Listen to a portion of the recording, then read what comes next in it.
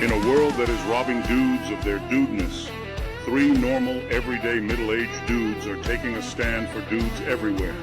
Join us as we talk about life as a dude in today's world. Good morning, good afternoon, and good evening, and welcome to the Dudefinity podcast, the only podcast dedicated to all things dude. My name is Sterling. Joining me, as always, a man who, upon hearing that Enes Kanter was planning to join the WNBA, said, "That really takes a set of balls." Jordan. Absolutely, I said that. Yes, happy to be here. That's actually something I really look forward to talking about with you tonight, man. But before we get going, man, what's been going on? How's life? I know you've been working a whole hell of a lot, dude. Putting in some I've been hours. working a lot, putting in the hours, doing some things, finding some stuff, living life. Yeah. How about Been you? playing any golf? Any time to play golf lately? Not really. No, I haven't really been able to get out and play much golf. Yeah. Same thing, different day. Yeah. No, man, I've just been putting in a lot of drive time, a lot of windshield time right now. Been working a lot, so and been a busy summer. We're getting back into routine. Kid going back to school next week. Wife's going back to school already. So yeah, so we're getting that started, which always puts me into that like stretch run of the year.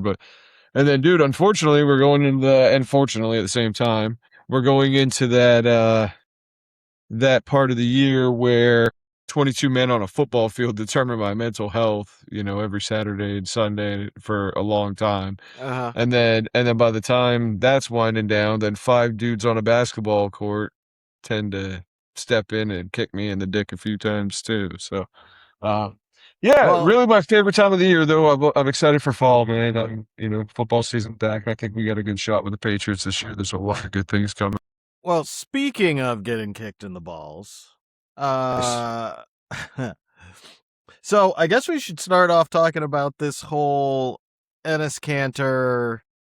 What's the other cat's name there? Royce Young. All right. Enes and Royce, if you haven't heard, I'm sure you have, how could you have not, are both planning to, or both have announced their entry into the WNBA draft. They haven't announced it. They've literally sent paperwork in and filed it with the front office, which coincidentally forces the WNBA to have to circle the wagons and figure out how they respond to that. The WNBA. I mean, that's going to be an interesting one because, and it's interesting, right? Like, there's been a lot of controversy that has come out of the WNBA in the last 3 months. Let's face it, man. It's really been like kind of like the honestly, it's like a WWE soap opera in a weird way to me. Like, you know what I mean? But it's just, there's just a new thing every day that comes out about them. And I get it. It's the propaganda machine. Bad publicity is still publicity. You know what I mean? And I think a lot of it is they're just creating headlines. Bad publicity is good publicity. Any publicity for the WNBA is going to be good publicity, right? But they've kind of painted themselves into they're in a pickle here, though. This is not a good one because their bylaws literally say that these guys can play. There's no gender, and now they have to come out and define whether it's just a women's league or they're going to let them do it. And if they don't, then there's the whole other side of, I think it's a Title IX lawsuit that might happen, according to Enes Kanter, because I mean, technically, dude, good on him for making them put up or shut up. I mean, stand on something or fall for anything. Or, if you don't stand for something, you're going to fall for anything, man. And I think the WNBA has fallen to anything right now. It feels like there's just always. It's one of those things. I am genuinely curious to see what they're going to do because wild. Well, so hear me out. I think there's only 3 options, right? There's only 3 things they can do. They can flatly say no, give no explanation, and if they have to go to court, they go to court. They can do what I think they're both hoping that they will do and go, yeah, you have to be genetically female to play in this league. Or they let them play.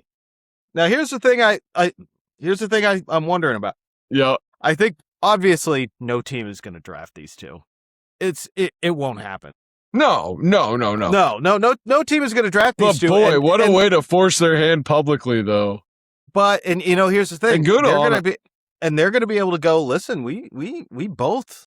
There's zero reason that neither of us should have not gone undrafted. This is discrimination. And then so really the WNBA only has one real choice that keeps them out of court, and that is to just define womanhood. Like I say, and you know me, dude. Dude, Enes Kanter and Royce White though put them in a bind. Mm-hmm. But you know what? It's one way to shut up the conversation and figure it out. Good on them, right? So I want to talk about something that we talked about on the last podcast for a minute, and I kind of want to clarify something. So, I got a lot of people were on me about LeBron and what I was saying about Steph Curry, and and while I hear them and they're right, you know what I mean? Like Steph Curry, LeBron is definitely a better basketball better basketball player than Steph Curry, in my opinion. Like long term, I do think so. He's a great basketball player, right? I would not in my top 10 put Curry over LeBron. I just wouldn't. But what I'm merely saying when it comes to Steph Curry is Steph Curry changed the game of basketball. Michael Jordan changed the game of basketball. LeBron James did not change the game of basketball.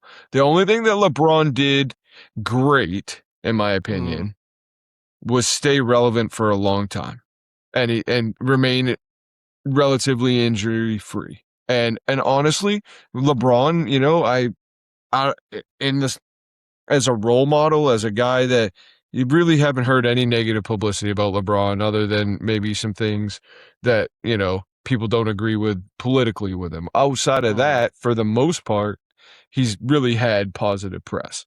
So but I just don't think he's the GOAT of basketball. I think when I say that he's the GOAT, not even the best player in his era, he's not the one who changed the game. Steph did. Okay. Everybody started going 3-2-1 Steph Curry in the yard, man, like hoisting up threes. Chef Curry made it cool to shoot threes. Here's what I'll say. As far as the way the game is played, at least internationally, I will agree with you that Steph Curry changed because the reality is, LeBron James is a 1 in 10,000, 50,000, 100,000 athletically, Yeah, maybe 99.999 best pure athlete that ever has played basketball, in my opinion. Best pure athlete. Maybe.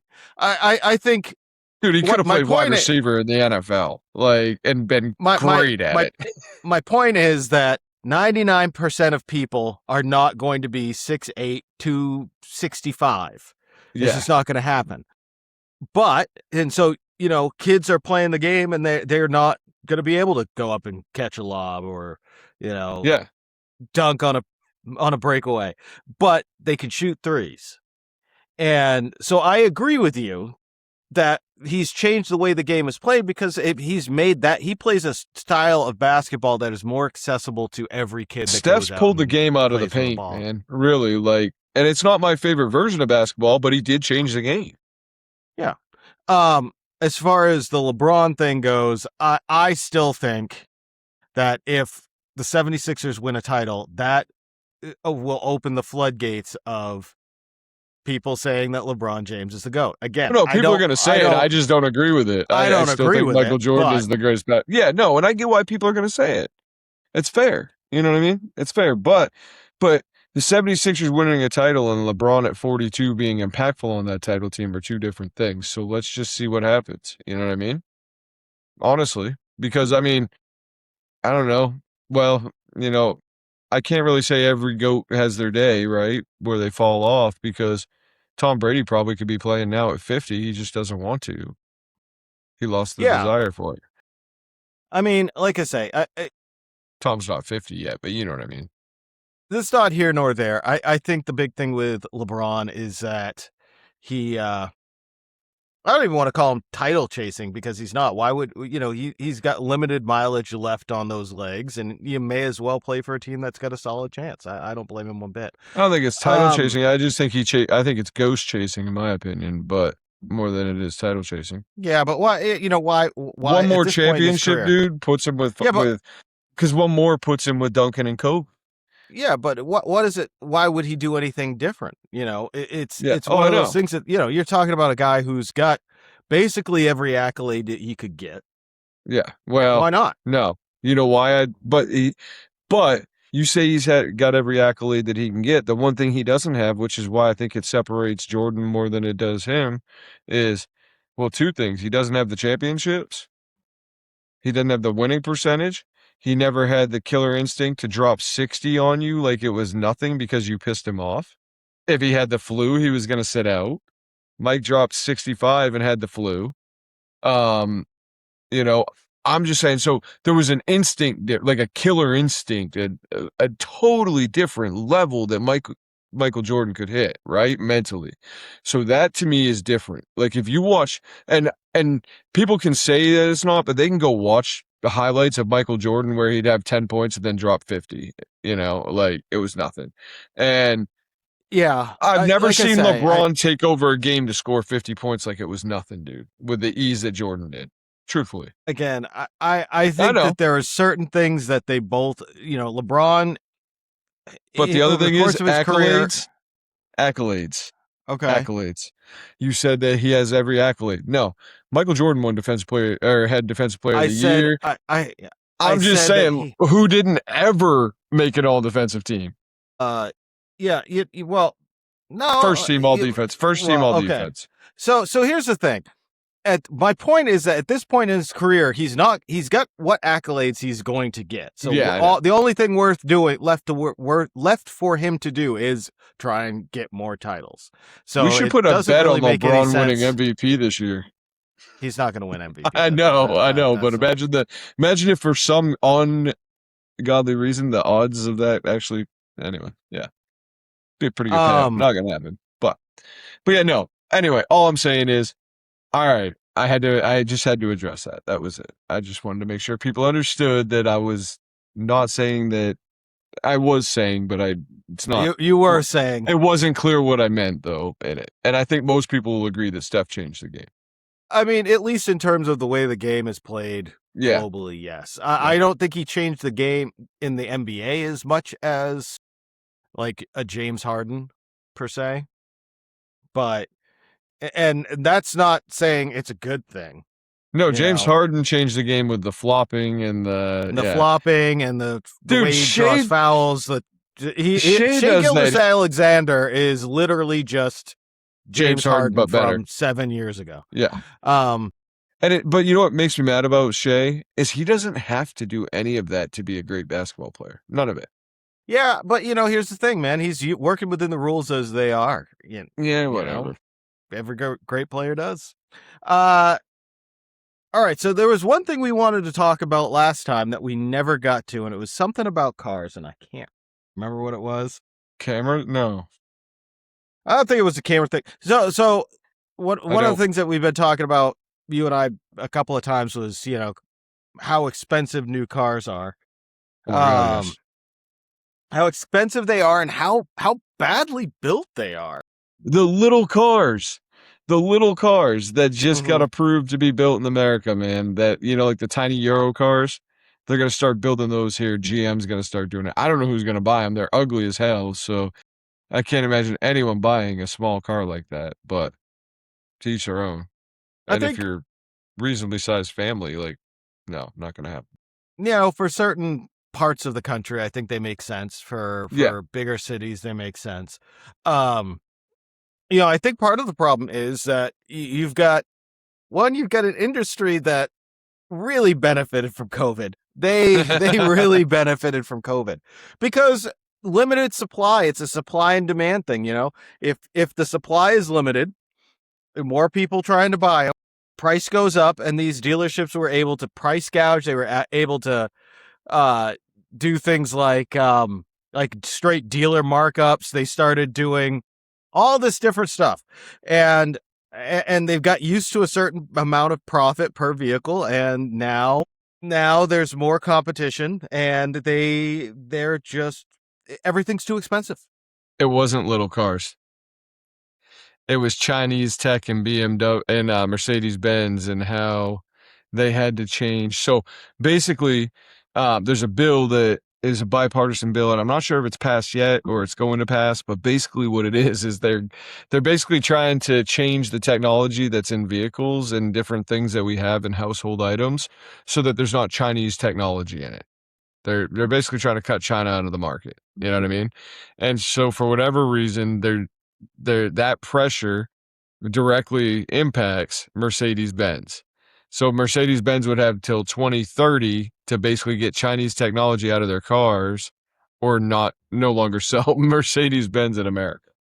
Well, I mean, Mercedes, you want to talk about a company that missed the mark on China in general. China was their biggest market for an extended period of time. But when you bring a business into China, you have to become partners with a Chinese company, and all of those are state-owned. And next thing you know, somebody's stolen all your proprietary technology. Do you think that Chinese EVs are as advanced as they are organically? Of course not. No, Elon Musk moved a Tesla plant there, and then they stole everything. So, yeah, I mean, and Mercedes is basically pulling out of China. Yeah, because they're losing money hand over fist. Because why? If I'm a Chinese buyer, why am I going to buy this Mercedes when I can buy a car that has all the same for 20, a quarter 30 of the grand price? left? Yeah. Well, and not only is the manufacturing cheaper, but all of this stuff is subsidized by the CCP. So, I'm not a big fan of. I think cars are too complicated. They're too difficult to work on.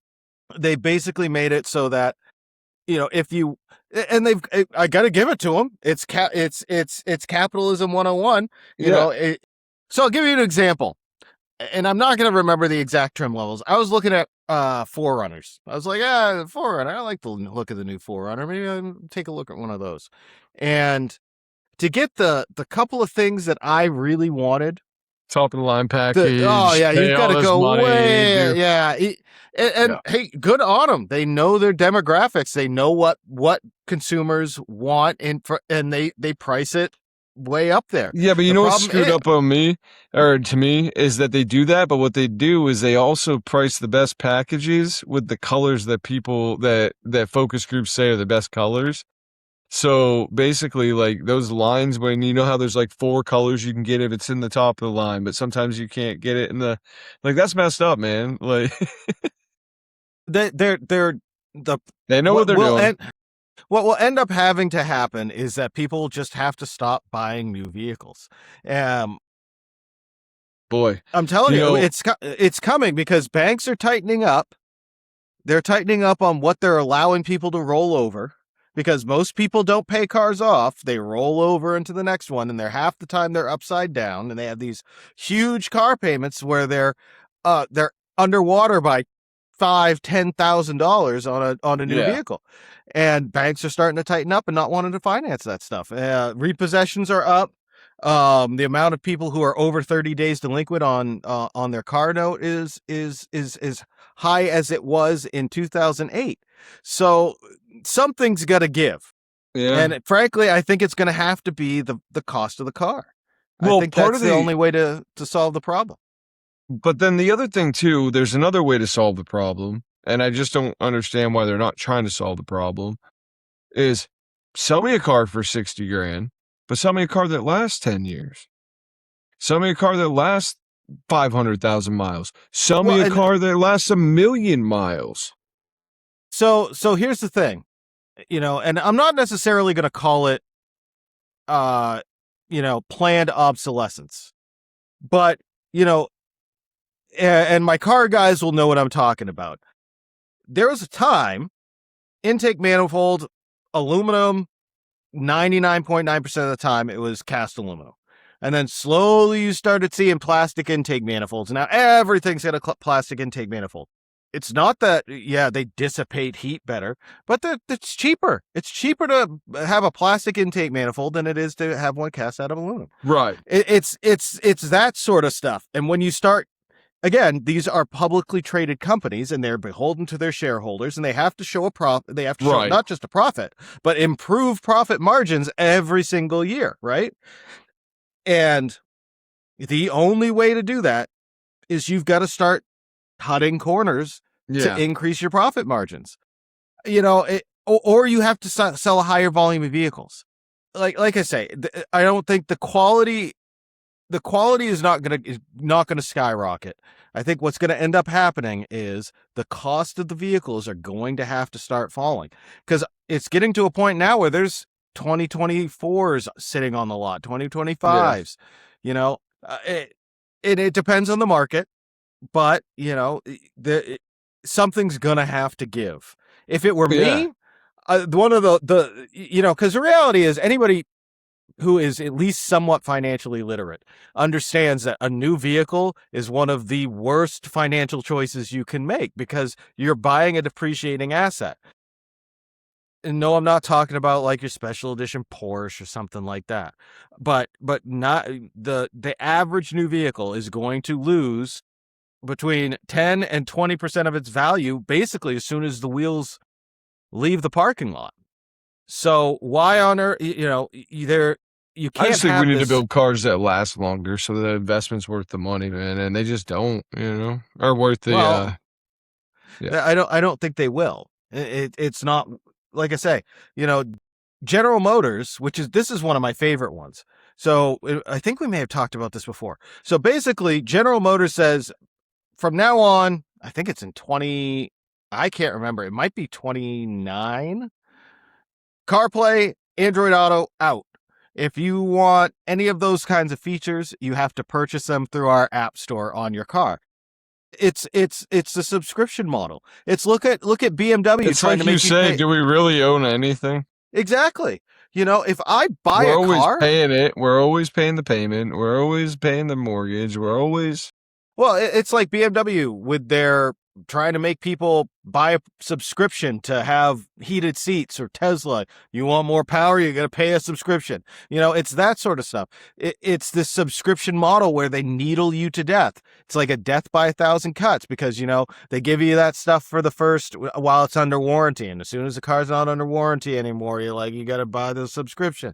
And they know what they're doing, but it's people have up. Just been. It's messed up though. It's what's messed up is it's messed up that we never own anything, man. Like really, like truthfully, it feels like you never own anything. It's a slow process. It's this slow decline in what we're willing to accept as consumers. And the sooner people go, I'm not going to do that. I'm not paying for that. I'm going to buy this specific car over here that isn't, maybe it's not the brand I like. It doesn't give me any clout, but it's got all the stuff in it. I don't have a subscription plan. I get all the stuff I want. That's the one I'm going to buy. Or they start buying used cars, or people just don't get out of their cars in general. It's kind of a similar thing to the housing market. They shouldn't be so. The cost of cars, though, is insane. I think you're right. There needs to be a correction to it. I mean, it's absolutely nuts. I think I saw that the average new vehicle in America is like $47,000 or something like that. Yeah, basically $50,000. Average. The average loan payment is $700, and there are now 96-month loans on a car. And again, like you were saying, if they would last 10 years, it's not the worst thing ever. Yeah. But they don't. They don't last that long. No. They break. In fact, they last less now than they ever have. And they're more complicated to fix, more difficult. It's harder to, you can't do it necessarily. Just have to go to the dealership. Have to go to the dealer. Have to get it reprogrammed. Have to use the tool at the dealer because of the computer. And you know what kills me about it too, man, is I buy Ford. You know why I bought Ford for a long time? Because my wife's grandfather retired from Ford, and we get a special family plan pricing, So I'm used to Ford. But what's crazy to me is I get my car serviced a lot because I put a lot of miles on it. So I take it in, And like every 2 services, which is probably every 3 months, 3.5 months, I have to have a recall done or they upgrade my technology in my car because it's potentially, and I'm like, what in the world, man? Like every time there's like a computer fix. Did you see what BMW what BMW was doing, or it may No, still be doing? I'm not 100% no. sure. Spider-Man, you start your car and you've got an advertisement on your screen for Spider-Man Brand New Day. Like, why am I getting in my car and it being advertised at? This is the stuff What that are I'm our talking cars? about. The gas pump now? Well, and that's what I mean. You know, it's like we don't own anything. If you're buying something brand new, you don't really own it. Dude, that's wild. That's pretty wild. I was standing at the gas pump the other day and I was thinking to myself, you know how annoying it is that this thing is loud and has a screen and talks to me? Like, I just want it to be quiet. I don't want to hear it. Yeah. I just want it to go away. And if I got my car and did that, I'd probably take my screen out with That's what my I'm saying, man. face. That's pretty bad. No, I'm joking. Like I say, I that's wild, it's just, man. That's wild. It's crazy. You're getting in your car and you're being advertised at. You know, I hope people eventually will realize your money is your mouthpiece. Yeah. You know, you've got to speak with your wallet. And if it's not acceptable, you need to say something by not buying it. Yeah. It's kind of the stand we have. I mean, they won't keep doing it if we keep paying for it. If we don't keep paying if it's costing them money, then they won't keep doing it. But here's part of the problem too. It's that, again, I think it's a massive lack of financial literacy. So, you know, people very rarely they go into a car dealership and go, and I can speak to this because I worked at them. They'll go, this is the payment I'm looking for. That's the main thing. If the payment number is what they're looking for, you can get away with almost anything else. So, I can get you this $650 a month payment for this car right here. I can get this one right here. Here's a 12-year mortgage. Yeah, here's a 96-month loan. So, you know, and your interest rate's high and all this stuff. And by the time it's all said and done, you know, you've paid $70,000 on a $55,000 car or a $50,000 car, which is wild. That's honestly, that's the best way to say it. But again, it's a lack of financial literacy because, you know, a lot of this stuff is just people trying to show off. Look how much money I got. Look how good I'm doing. Yeah, no, I feel it. I feel it. So find it interesting. So midterm primaries are happening pretty crazy right now. You know, I know you've been tracking some of that. It's interesting. There was a lot of the progressive Democrats that really didn't win. Like the Democratic establishment kind of kicked a lot of them to the curb. I found that really interesting, you know? So maybe the party does have, you know, not that I'm a Democrat, but I think a strong Democrat party and a strong Republican party is good for all of us. And they felt pretty fractured from what I can see. There's 2 different big ideologies there. So maybe one ideology is out winning and that'll help them align behind a message. I don't know. But I know Mamdani's been getting booed everywhere he goes. Mamdani. Spamberger just got booed here down in deep South Virginia. Mamdani is one of the best examples of failed cutting off your nose to spite your face. It's like, well, how are you going to make sure that these free grocery stores are being used by New Yorkers? He's like, oh, well, we'll check their ID. It's just completely lost on him. No voter ID because it's racist and you're a bigot. But it's so funny that they can't. That they're that dumb that they can't see what they're saying. You know, man, it's unfortunate because I feel like one of America's staples and one of our biggest strengths is being ran right into the freaking ground. And it sucks. New York City, man, I don't want to go there. I just feel like it's kind of turning into this that they're not taking care of, man. Like, I don't know. It's the Big Apple. Like, what are we doing, man? I don't know. Just it's kind of sad. New York is the capital of capitalism. Yes. And they're trying to turn it into this. They're trying to turn it into this like communist socialist hellscape. But I've been saying this. You gotta let them you just let them do it. Let them do it. But then you got Kathy Hochul, the governor of the current governor of New York, saying things like, "Oh, let them leave," when all the people are leaving because of the billions of dollars, and now we need some of our people to come back. Again, let them do it. Let them run it into the ground. Let them see what happens. The wealthiest people are mobile. Yeah. The people who pay the most taxes are mobile. You've seen the same thing happen. Go very easily.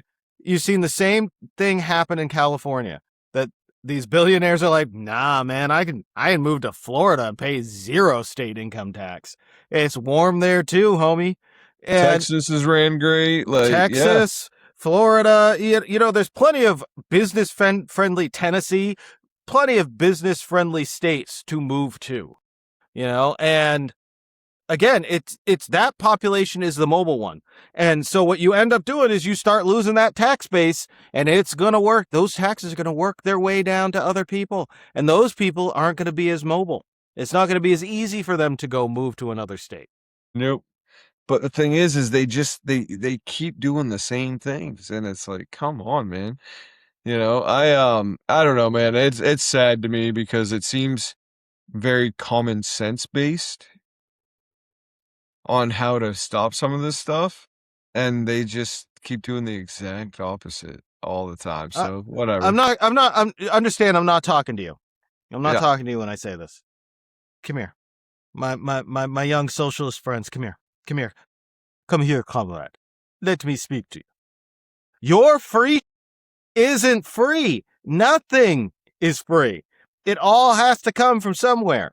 Those tax dollars that pay for that free come from wealthy people, mostly. And when they decide to leave, more broke than you were to start with. 100%, man. You will wind up more poor than what you were, and no one to bail you up. I'm not saying that you can't increase taxes on the wealthiest people. I'm not saying you can't do that. But when you turn them into a scapegoat, when you continue to go back to that same well over and over and over again. You're attacking them because they have second properties and everything else. Guess what? I'm selling my second property. See ya. Well, and here's the other thing. Here's the other thing that I don't get. You look at a state like California, where they've got voter fraud. Yeah. Where they're getting fleeced by Medicaid fraud. Don't come to me asking for more tax money until you fix your house, dude. Yeah. Show me every year at the federal level that you have eradicated your problems and the money's going where it's supposed to go, which I don't think anyone should be upset about, Democrat or Republican, unless you're misusing the funds somewhere. Well, I think a lot of it is that they know that the free, especially Democrats, they know that the free stuff is what gets them votes. And they don't really care how the free stuff gets there. All they want is for more free. And if there's a bunch of fraud, people start asking questions and they stop being down for giving out the free and they lose those votes. It's all it comes down to. And, here's the thing. I live in the Northeast. Opportunity gets more people to vote, though, dude. I don't think so. I genuinely don't think so. I think there's a portion of Democrats that literally vote for free. They want free stuff. And, there's some people who are just like, hey, man, Would you say that's more the DSA? 100%. There's a huge problem in this country with people who are young, unestablished, have zero buy-in into the nation. They have difficulty They're going to have difficulty buying homes because interest rates were 2.3% 10 years ago, and now they're damn near 7. And why on earth would I get out of my 2.3% mortgage? I'm not going to sell my house. Why would I do that? So housing prices aren't going to go down. And coincidentally, if you owned your home when there was a 2.7 mortgage or 2.5 mortgage, you probably got a equity in it right now. Well, and that's what I mean. Housing prices aren't going to decrease because the amount of houses on the market isn't going to go up because people, one, older people aren't getting out of their homes. Two, people who want to upgrade really can't because they'd be going from a 2 point whatever % mortgage rate to 6 something 7, and that doesn't make financial sense. There's too much regulation preventing new homes from being built fast enough to cover the demand. So of course the market's not going to change. This is the new normal, man. I don't see this changing for another. I don't know if you see this or not, but in our area down here in the Mid-Atlantic, everywhere you turn is multi-unit housing popping up, and not apartments, like condos, like, townhomes, like, and I'm not talking like 1 or 2 buildings. I'm talking buildings with like 45, 50 buildings popping up in like a 4-block area that have 12 units in them. Like, and what's interesting is a little known thing that, little heard thing, I should say. You wouldn't hear this in a lot of media sources, but a while ago, I don't know if you know, but one of the people that were kind of funding all these multi-unit housing that's popping up was BlackRock. And BlackRock, Democrats and Republicans, as part of that housing bill that Trump said, no, not until you pass the SAVE Act, I'm not doing it. And so he didn't sign it, which was really nothing because in 10 days it went into effect. But part of that bill was banning BlackRock and corporations from owning neighborhoods. Which they should. Yeah. They should be banned from that. I'm not a big fan of regulation, but sometimes it's required to right the ship. Well, no, we need regulation now. Well, and that's what I mean. Like, I lean more towards let the free market do its thing. But sometimes you regulate yourself into a corner, and the only way to get out is to regulate yourself back out again. Because honestly, single family homes shouldn't be used for large volume speculation, and moreover, a lot of these companies are trying to get out of them in the first place. I think almost 40%, 30 or 40% of homes that are on the market that are on the market to be sold right now, were rentals that were owned by these large, I don't know what kind of investment firms. Yeah. And, because they know they know eventually the bottom is going to drop out of this. I don't think it's going to be anytime soon. I think it will get worse before it gets better. Like I say, because I don't think the volume of homes on the market is going to increase. But there are things you can do. You can be shifty. You can kind of like, if you live in a place that gets cold in the winter, where there's snow, shop for houses in the winter. The amount of people, nobody wants to move in the middle of a school year. Nobody wants to move when it's snowy out. If you can use those sorts of things to your advantage. I mean, there are things you can do, but still, you do need a chunk of change. So I want to talk about regulation for a second. That word's interesting. So I don't know how I feel about the way that I feel about what I'm going to say. So it's interesting, but you know me, less government is better. More state government and states handling their thing, and then certifying to the federal government and showing that they appropriately ran and and appropriately used funds and ran as tight a ship as they can to take care of take care of their people.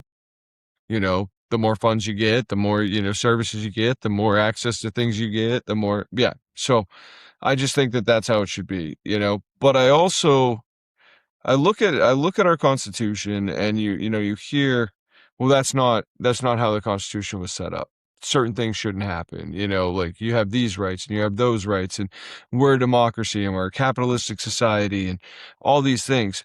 But there's areas within our day-to-day life that I do think the government should control some things. I do. And it's kind of, it's kind of weird for me to say this, but the free market can't get some things right, like health insurance. Health insurance is, I don't know at what level, if it should all be government health care or if it should be at least regulated by the government, and the medical coding system needs to be overhauled. And, there shouldn't be price gouging, on Tylenol and, just things like that. I think that gasoline, I think that, today, perfect example. I got gas for $3.24 2 hours away from my house. It's $3.79 at the end of my road. Why is there a 55-cent difference within the same state 2 hours away? Like, at some level, there needs to be some accountability for this stuff. I don't want a nationalized price, but oil comes from the ground. It should be one of those things that everybody should pay less for, kind of thing. I don't know.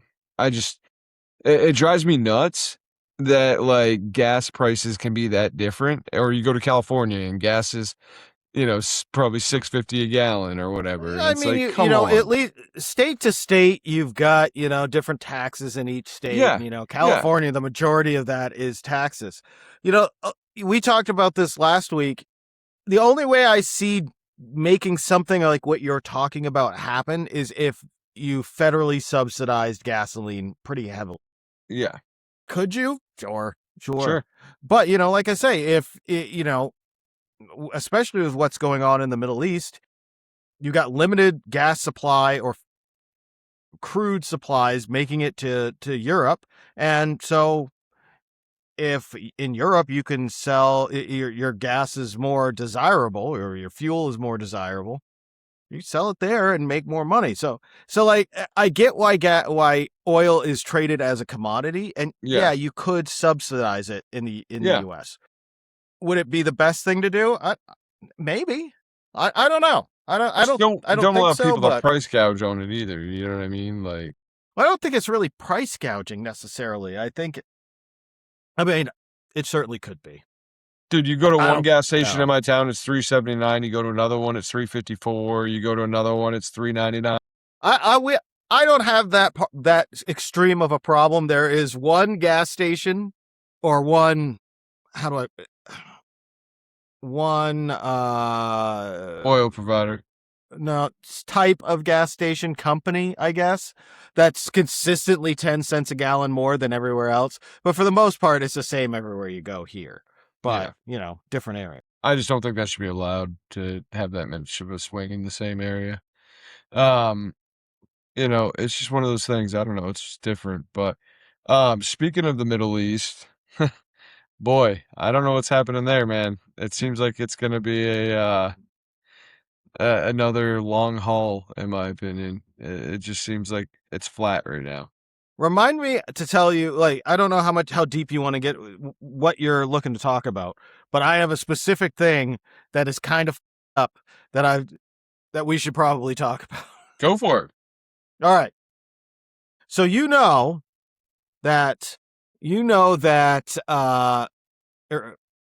Saudi Arabia, Pakistan, and Turkey have all signed a mutual defense pact.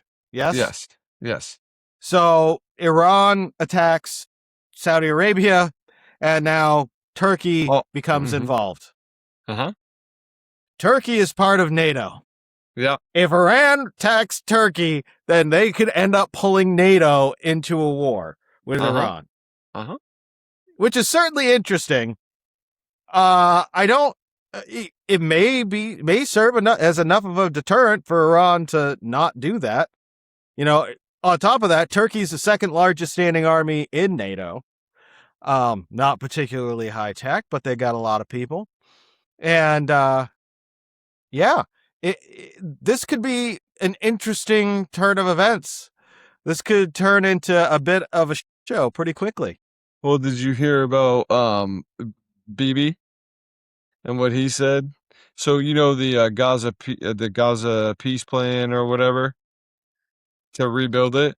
Bibi rejected it and said we're not doing it until Hamas is completely disarmed. Yes, I did see that. Yeah, I don't know what that means, but I think I felt like that one was already over, and now they just need to clean up. Well, I think part of the problem is that he is not a particularly well-liked leader, but he's well trusted to protect his country. He's a good wartime elected official. So I mean, this may not be the best thing for them to do, but but on the flip side, man, I get it. You've gone this far. You're tired of years of this. This is like, it's kind of like what Bibi's at the finish line with Gaza and Hamas, like Trump's trying to do with Iran. The problem with Iran is the IRGC is just, I don't understand how we're not taking them out. I don't think it's tenable to, man. Like, you take the head off of one and you've got another one right waiting in the wings right behind him. I think the only thing that you can really do with Iran is starve them of money. If you starve them of money long enough, they'll have no choice. You continue doing what you're doing, blow up everything that they've got that can be fired, or build stuff that can be fired, and you remove their Karg Island. I still don't like, at this point, in my opinion, you just take it. Well, and Trump's shown so much restraint around Karg Island to try to be peaceful about it. Yeah, because they need to you need to leave them some kind of bargaining chip. But now that everybody else has got that pact and things are the way they are, I kind of see the other side of this is everybody just points guns at Iran very quickly. Like I say, I think the only thing that mutual defense pact does is maybe makes Iran think twice about attacking the Saudis, but they really haven't that much anyways. Yeah, they attacked that largest oil field that the Saudis have and caused a lot of damage. They did, but that's kind of calmed down. Like I say, I think you kind of have to leave them to wither on the vine. It's kind of the only way you get through this. And then you've got midterms coming up pretty soon. And, I think Trump really wants to be out of this war before that happens. It goes a long way to be able to go, hey, see, look at this thing that I did that nobody has done and has been trying to do for the last 50 years. You can't starve them that fast, though, I don't think. I mean, they make all of their money from oil. I don't know if you can starve them that fast. I don't think you can either. But at this point, what else are you going to do? You can't reason with them. No.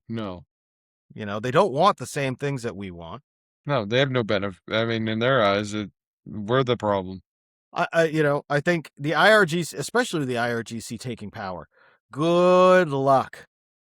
You now have what amounts to a military dictatorship, and those are real hard to get rid of. Yeah, it's basically, and there's no we don't know who the head of the snake is either. I mean, they say it's Khomeini, but is Khomeini even alive? Who knows? I think it's that Iranian general, that the head of the IRGC, that's probably the guy. Really? You're probably not wrong. But we shall see. I know, it is a very interesting course of events going on down there. It's like you're on the 5-yard line to real stability. Yeah. But man, they're playing some great goal line defense. Yeah. And the thing is, dude, they're killing their own people in the thousands, tens of thousands, for standing up against them. So, I mean, what do you do about that? I don't know. I mean, if you're one of their people, you're not really standing up, at that point. So, well, and how can you? Again, this has always been. I think you have to arm them. I do. I think you have to Well, arm and that's their kind of people. where I was headed with that. You have to, if you want the people to revolt, they have to have, they have to be able to a way bear to fight arms. back. Yeah. It's almost like some dudes back in 1700s. 1776 had some ideas about how to control or take over a tyrannical government. Well-armed populace. Just saying. I genuinely believe that they need to be armed, but at the same time, I don't know if those people are so oppressed that they would rise up. Because it's surprising to me that we haven't heard of, like, you remember in Syria when they were overthrowing Bashar al-Assad and you heard about an uprising and there was an opposition group. You don't hear about you hear about an Iranian uprising as a populace, but it doesn't seem like there's some major opposition group because they always kill them and snuff them out. Well, what I was going to say is, Iran has done a fantastic job of creating a military that's intended to control its own populace. Yeah. Iran is not good. Doesn't have a military designed to project power. Doesn't have a military that's designed to fight an outside threat. They can fire missiles and drones at you and make your life miserable, and they can control their own population. That's about it. I don't know, man. Whole thing's wild to me. The whole thing. So going back full circle to basketball, I was really surprised when the schedule dropped about a couple things. One, we're the opening game. We play at 3:00 on October 20th against the Pistons. Was surprised at that. I don't know. It's a weird one. Yeah. I would have thought it would have been like a marquee matchup where it was like, I don't know, Sixers Celtics or Lakers Sixers or Heat. It's what, Sixers Knicks? Yeah. And then on Christmas, I was very surprised at the Christmas game. I was really hoping it was us versus the Sixers, and instead they gave it to LeBron. LeBron. Yeah. And I'm like, come on, man. I want the game. That's kind of lame. Yeah, it's not even like a good, you know what I mean? Like, no, boys playing each other. You know what I mean? 100%. Don't get me wrong. Well, it'll still be a game that people watch because it's still, part of that story. But I think they missed the mark a little bit. I think it should have been Sixers Celtics on Christmas. I think I think it should have been like Lakers Mavs. If you really want something, have Luka going against the Mavs, and Giannis against the Bucks. Although the Bucks aren't worth playing on Christmas. Speaking of the Lakers. Yeah. What do you think about $12 billion 9 months later? And this dude is just like, nah, player, I am out. Let me ask you this. I've heard that he kind of brought in his numbers guys from the Dodgers to look at the Lakers, look at their front office, because this is a guy who does this because he likes winning, not necessarily as an investment. And then an offer gets made and he's just like, see ya. Do you think that maybe they're in such a bad position numerically that they just think they can't win and he wants out? No, you don't. No, I think he made $3 billion on his investment in 9 months. Why wouldn't you sell it? I suppose, that's true. And just go do it again. He's a venture capitalist, man. I mean, that's what they do. Yeah, but look at what he did. I don't think it's necessarily that. I mean, look at what he did with the Dodgers. He's certainly not afraid to spend money. No. He's certainly not afraid to do it to win. I think there's a. But the Dodgers are worth like $8 billion right now? But I think when there's he bought a them, difference. I think they were worth $3 billion. So. But my point is, I think with baseball, there's more flexibility to use money to make a good. Well, there's no salary cap either. So. And basketball with the second apron, it doesn't really matter how much money you've got. Well, if you're a venture capitalist, you're going to be annoyed with that. Yeah. I mean, it is interesting. I was not expecting to hear that, 9 months? Has it been 9 months? That Lakers are now under new ownership. And boy, I don't know if the right people bought that team for that city. That could be an issue. Like, I don't know if Jared Kushner being involved in a team in blue hair, septum pierced LA is the right move, but I guess we'll see. Good on him. Good on him. Dude, did you hear about the Celtics and who it sounds like might be coming to town? Just another solid veteran to play along. 4 years too late, but sure. Yeah. DeMar DeRozan had great stats the last 2 years, and if he can come off the bench and just be around as a veteran, I'd love to have him. He shoots the mid-range at a high clip. He averaged about, I think, 17 points a game last year.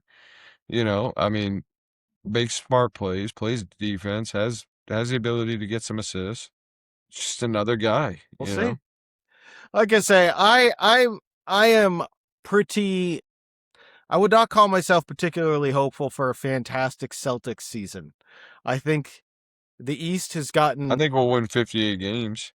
I think the best talent, the two best teams are in the West, but I think when it comes to depth of conference, the East is stacked. The East is better than the West now. There's more good teams in the East than there are in the West. The two best teams are probably in the West. But which doesn't bode well for the Celtics, to be perfectly honest. But I'm just saying, I still think that we'll win just as many games as we won last year. I don't think we will because we're playing tougher competition. I do. Yeah, you are the quintessential homer, and I get it. No, I genuinely think that Tatum is going to take that point forward role, really. And now he doesn't have to share the rock with somebody. I think he's going to be able to move the ball a lot, and I think it's going to help. And as long as Joe Mazzulla runs an offense that moves, we should be in a good spot.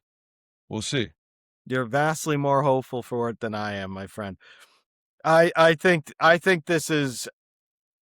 I think they're going to be 5 to 8 games less this season than they were. We'll see. We'll find out soon enough.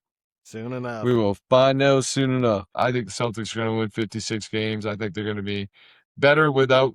I think it's addition by subtraction in a lot of ways. I think we improved in small areas that we really needed to improve in. I don't think necessarily that we're a title team by any stretch. I think there's better favorites in the East, but I don't think the East got vastly better. I disagree. I think that Miami has like you keep saying, I know they've got a top 5 player. They've got it. Miami has a top 5 player. Miami is a better team. The 76ers. But you still have to have somebody who can shoot. But the 76ers got got better. I told you that's the team. I think the Wizards got better. I don't think they're going to be fantastic. Don't get me wrong. What did they do? They just spend more money in the hospital? Okay, cool. Well, whatever. You know what? As long Anthony Davis can be driven to the games in an ambulance, it's fine.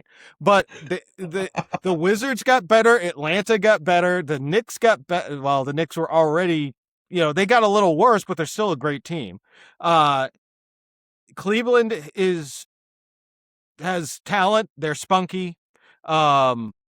Detroit, I think they missed out a little bit, but I think they're going to be still going to be a good team. And if Kawhi ends up in Toronto's going to be a good team. I think Kawhi ain't even going to end up in the league by the time they're done. Keeps falling. The Western Conference has the best 2 teams in the league, in my opinion. But the East has more depth, and I don't see how a Celtics team that I think maybe got marginally better. If they got better, they got marginally better in a couple of specific areas. They push all their chips in to Peyton Pritchard, who is smaller than you, mind you. No one is saying. They're not saying that. That's what the media narrative is saying. But I promise you. My point is all their chips and for the Celtics to be better than they were last year by any substantial margin, you need to have Jason Tatum become a player who in his 9 years in the league, he has never been. So, he's always had a running mate. Now it's his time to shine. Sure. Okay. Like no, but seriously, has he ever been told you're the guy? It's always been him and Brown. It's always been the Jays. Much like I actually think Jaylen Brown was a little disappointed with the 76ers deal because I think he really wanted his own team. I think he started to resonate. I know. Winning fixes everything. But I also do think that Jaylen Brown, when the trade rumor with Giannis came up, accepted the fact that he might have his own team. And now he's sharing the team with everybody. Because it's a team of 5 players. So I think the Celtics win 50 games max. Embiid's got to be healthy. LeBron got to be healthy. Does that. Okay, well, here's one thing I'm going to say. The LeBron thing, as far as LeBron being healthy, is a silly argument because in the last 2 seasons, the guy's averaged like 68 games a season. I know, he'll just take his recovery hormone and steroid thing and he'll be fine. Again, I know, whatever. But I'm saying he's also going to be 42. There comes a point where he has to do less. You know, this is a team where he has to do less. There is so much offensive firepower. You've got VJ Edgecombe, who is a great on-ball defender. You've got Jaylen Brown, who is going to end up guarding the best player on every team they play. Yeah. You know, and if you have a healthy Embiid, that's just icing because those 3 guys together with like Dean Wade and like if you get. That's a team that's going to win 50 games on its own, not including LeBron or Embiid.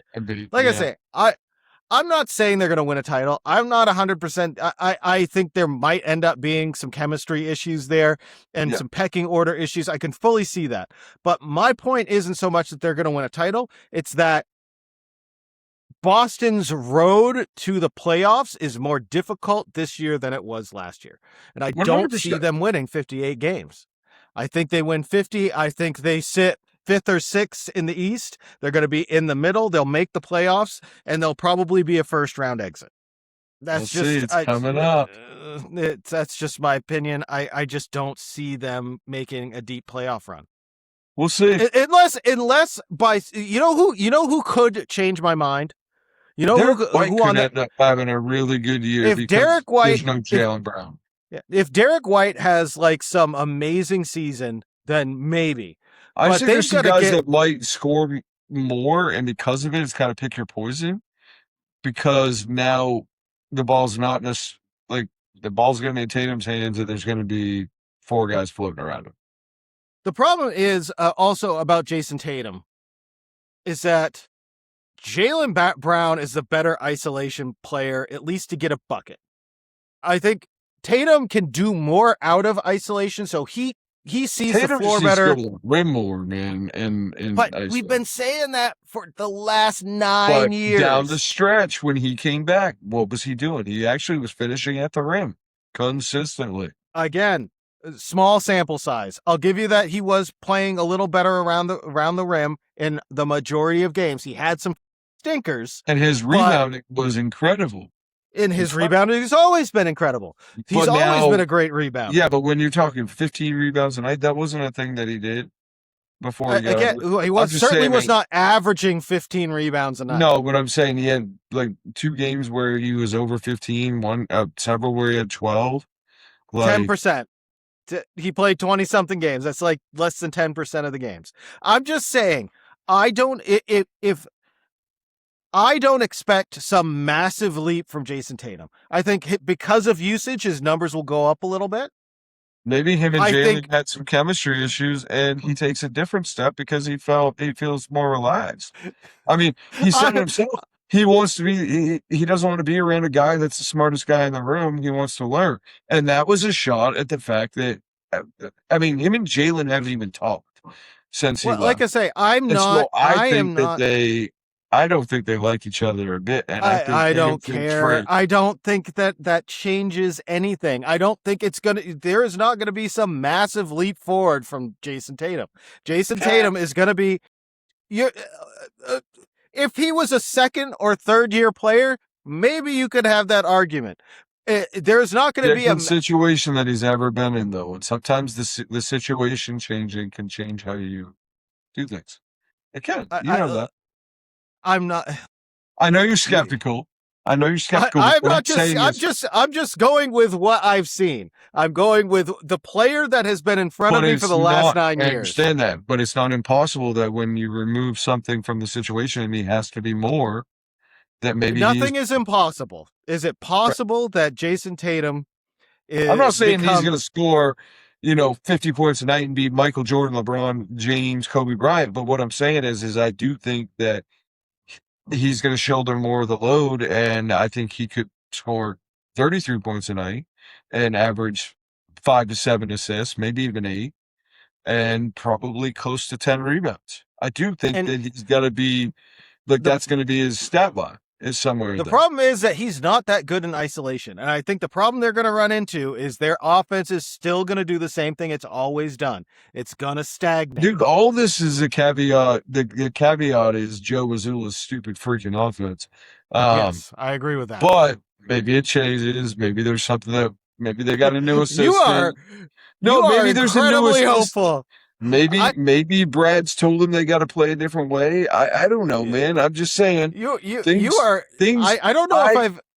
I just think that Jaylen Brown being off the team opens up a new opportunity for Tatum. Sometimes people relish new opportunities. I think this is the most hopeful I have ever seen you about this team, and what concerns me is I've seen you very hopeful. Listen. Wishful thinking, buddy. I hope that they're that good. I hope they go win a title. They're going to be incredible. I'm just saying Jason's going to play a lot better than he has. I think because I think he's going to play free without him, and he's going to have to play better than he has in order for them to win 50 or 58 games, whatever it is. He's going to. Don't know if he's going to. He will. 100%. Listen, I'm not saying that he's going to. He does have to for them to be better, but that doesn't mean he's going to do it. He will. He absolutely will. I bet you his stat line is 33 points a night, dude. Again, so if you're talking about a guy who averaged 30 2 seasons ago, that's not. But I also think 7 days. Not mind blowing. 10 rebounds. That's not that far off of what he averaged now.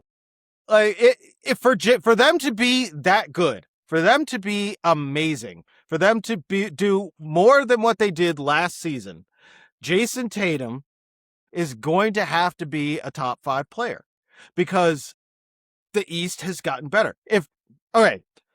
I think they would win the same amount of games last year if the players were swapped.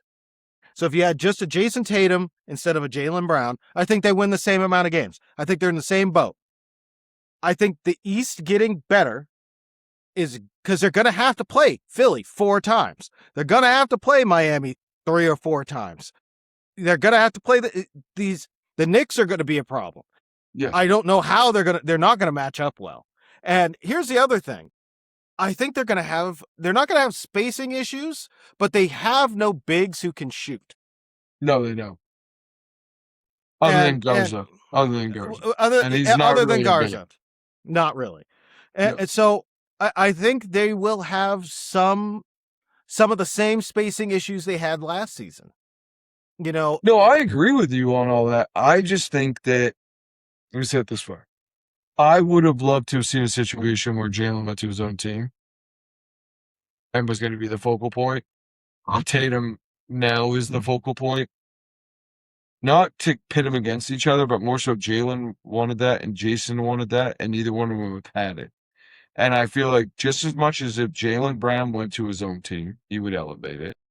I do think Jason having the team and being the guy, you could see a different inspiration, a different sort of inspiration out of it, more so, or just a more hungry version of him. I not once watching Jason Tatum play have I ever thought, other than when he bitches about foul calls, other than that, not once have I ever thought that this is a guy who doesn't play hard. No, but I just think you might see an elevated motivation to prove that, hey, it's my team. You know how guys are when it's their team. Maybe.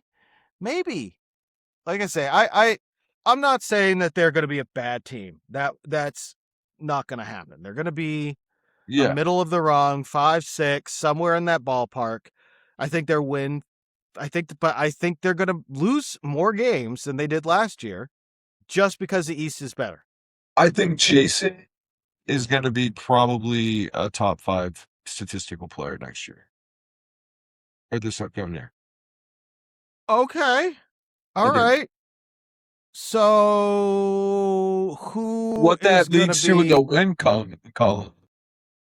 Who is going to be in front of him? Who is he going to surpass? Jalen. Naturally, Jalen was a top 5 player this year, and Jalen wasn't even. He was 6. Jalen's talking. He was 6th in scoring. You know what I mean?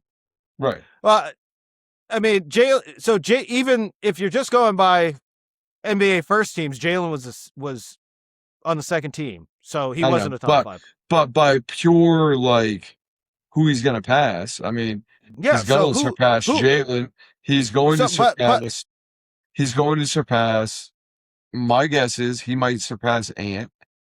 Ant wasn't a top 5 player. So if you're looking at, if we're just going by who is first team All NBA, he could be bigger than Jokic. I think he could score more than Jokic. I'm not talking about scoring. No, I'm just saying top 5 statistically. Jokic was hurt a lot last year. That's and so he didn't make top 5 either. So he's not going to pass Wemby. He won't pass Wemby. And Wemby's healthy. So he's not going to pass Shea. So for him to be a top 5 player, you have to rely on Jokic being hurt again. No, not necessarily. I'm just saying Jokic wasn't a top 5 player this year. So I think I'm thinking all the top I'm thinking top 10 players in NBA. Who are the potential guys who are going to be there? They're not going to be there. I don't think Giannis is going to be a top 5 player. I don't. I mean, he's always been a top 5 player. He's in Miami with no other help. I don't know. I don't see it. So I think Shea will be a top 5 player. This is your the only person that I could see him getting past is Cade Cunningham. Yeah. And I think Jokic is gonna take that spot, frankly. I don't know, because I think he'll play enough games. The only reason he didn't get this year is because he didn't play enough games. He'll play enough games next season. Maybe he's been getting hurt more every year. He's starting that side of his career where he's getting hurt. Tatum's not going to play better than Shea. He's not going to play better than Wemby. He's not going to play better than Luka. He's not going to play better, but he might play just as good. I'm just saying, could he make a first team All NBA? Of course he could. He's done it before. Yeah. I'm just saying that the league has gotten, there's players who are better than him. I don't think he plays in because the guy set out for a year doesn't mean that guys just got better than him, dude. Well, okay. Do you think he's going to be able to play better than Shea? I think he could play just as good as Shea. He's going to play the point guard role for the Boston Celtics 3-point shooting team. The only player missing from that 3-point shooting team is Jaylen Brown. And in fact, we got a better 3-point shooter in Paul George. If he can stay healthy. Yeah. No, I know. But we did. I think I'm just not as high on this team as you are. I just don't. I'm not fully high on the team necessarily. I think Tatum is better. I think Tatum will be better, and I think he'll elevate the play around him. I think Derek White's going to be probably 5 points a night better. Maybe, but what's the shooting split's going to be? Because it certainly he can't do that and then have them win and shoot like he did last season. No, but the next part was you got some dogs on defense. Here's what I'm going to say. Here's what I'm going to say. I don't think that Jason Tatum can be the best player on a championship team without overwhelming talent. I think unless they build a team that like what they did, we got to agree to disagree, dude, because I just don't agree with you. I think that Tatum's never been in the position that he's in going into this year. I think that Tatum has shown over and over again that he can play basketball the way that LeBron plays basketball. If you look at the numbers and the stats and everything else, it's very similar. He might not have he might not have taken over games yet, but he's also he hasn't. He's always shared the lead, man. He's always it was never it was always who's gonna step up, but neither one of them wanted to step up because they didn't want to step on each other. They haven't talked since they left. I just think that a happy version of a basketball player a lot of times is a better version of a basketball player. We will see. Like I say, I could you be right? Sure, you could be right. I don't see it, man. I don't see Jason Tatum becoming a player that he's never been before. Like, and could he? Of course he could. I'm not sitting here saying that it is impossible for Jason Tatum to find another gear. Not saying that at all. I don't even think it's a different gear. I just think it's more assertive in his own game. I think he's going to be more assertive within his own game. Not even necessarily like a headspace, but just more, it's my team. I'm the guy. I'm the alpha. I got to do it. And you know what? These guys get that alpha mentality. Look at what happened to Durant. Durant won the MVP, cried for the Thunder, lost the the Western Conference Finals, and then became a complete dickhead of a human being to people and went and joined. Like, people change all the time. James Harden's 6 man, and then all of a sudden he's like the best player in the NBA for 10 years. You know what I mean? Like a couple years at least, yeah. I mean, like, yeah, you know what I mean? Like I just think that the situation or the landscape changes. Oftentimes you see a different result. Like I say, I hope you're right. I do. I very much would need to see it. I don't have the same faith in this iteration of the Celtics that you do. By the way, anybody who sees this, because you will see it, and I'm sure that Sterling and there will be clips from this segment of where we're arguing. This is what we call healthy discourse and healthy debate and healthy sports debate. I don't agree with Sterling's take. He doesn't agree with mine. But guess what? We're both still fans. Hot take. Jason Tatum is the least alpha number one on a team in the last 10 years. No, it's a hot take. It's a hot take. You have to have a hot take. That's my hot take. Whew. You ready for my hot take? Hot. You ready for mine? Here we go. Jaylen Brown. Jesus. Won't score more than 17 points a night next season. He will have the single biggest drop-off of points per game for a player in a long time. I don't know. I think he'll end up being like a 21 to 23 points per night guy. Yeah, I know. I think 17's a little low, but I'm just saying. It's definitely going to drop. It's definitely dropping. Right. There's no way around it. Hot take. LeBron James averages 13 points a night. Double-digit assists for the season. No, that's not a hot take. That's the easy one. I like I say, I can't wait to see the first. You're bandwagoning it right now. It's all no, good. I'm not bandwagoning it. I like a good story, and this is a good story. I like a good story for around a team. I think it's a great story. I think it's a great story. It's analytics versus the eye test when it comes to Jaylen Brown. Can he do it somewhere else? How effective is he going to be? It's not him doing it. He's on one of this. Come on, man. I'm more talking about. What I'm talking about is they have said these things about this guy as far as the advanced analytics go, and if he goes to another team. And all of a sudden, he's put in a different situation, and all of those numbers look fantastic. Different situation changes his analytics, huh? I'm not talking about Jason Tatum's analytics. I've never been worried about Jason Tatum's analytics. Okay, but different situation changes the outcome. Again, I'm not worried. I'm not talking about the outcome. I'm talking about there's a difference between Jaylen Brown maybe making some better choices, not having the ball in his hands as often, and his turnover numbers dropping. Like, don't forget, the only person with more turnovers in the playoffs than Jaylen Brown is Jason Tatum. Whatever. Fact. Whatever. So, dude, I so talk to you about a little life thing, and then we'll wrap up. But man, life sometimes is just dealing with other people's. Yeah. Yeah, you know, and I don't know. I mean, we're the same age. I'd call us almost middle-aged. Old as shit. I guess we Older have to than go dirt. middle-aged. We have to admit that now. We are. Uh-huh. And I just find my tolerance for other people's drama and is so much less than it's ever been.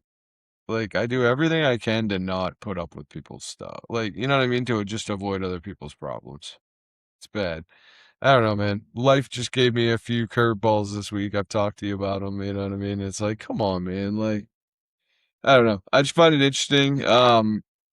Also, I found an article the other day, and I meant to share it with you, and it was kind of backing up the same thing that we always say about dads in the home. Did you know that dudes are starting to be seen as equal parents? And in a lot of cases, they're starting to actually not award custody to the moms. Yeah. I've got two people in my life that I know personally that they got custody of their children over their mothers, and not necessarily because they're people in the world either. Just more so, they're just giving custody to dads now too. I just found that interesting. There was a time when custody was going to the mom over. Well, I mean, you know, I think there's if I have to give, I've got to give credit to some states for making the expectation or the default joint custody of kids, because I think that's the reasonable thing to do. Yeah. Personally. Yeah. No, it makes sense. So do you gotta work all week? You gotta work tomorrow? Tomorrow night, I gotta work. So, you're pulling a night shift. So you gotta stay up. For a little bit, yeah. Yeah, that sucks. So, well, you enjoy staying up. Sucks to be you, sucker. Anyways. You enjoy staying up, and y'all enjoy staying a dude.